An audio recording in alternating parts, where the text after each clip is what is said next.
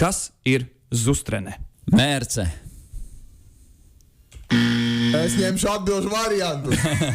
Atbilžu varianti. Upene, kaja vai visbulīte? Es gribētu teikt visbulīte. Nebūs. Kaja? Upene?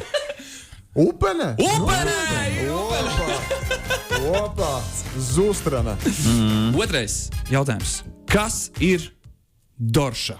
Es ņemu variantus uzreiz. Jā. Menca, meža pīle vai slinka meitene? Es saku, ka... Menca.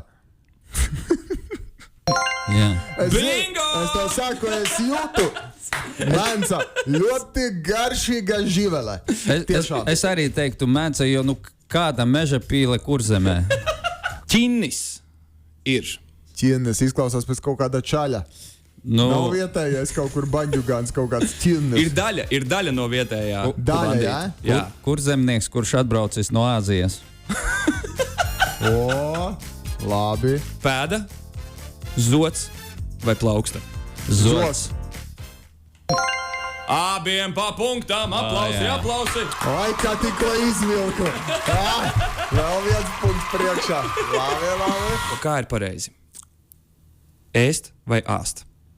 Ēst. Es ēdu.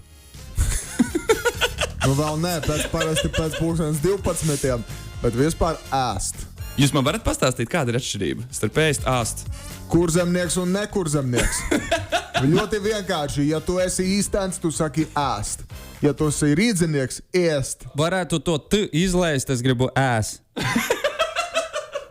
Tas ir vakara daļām parasti. Es domāju, šeit punktu iegūs noteikti abi divi, un principā visi Kurzem šorīt iegūs punktu par šo galējo atbildi. Sveiciens Kurzemē! Jā.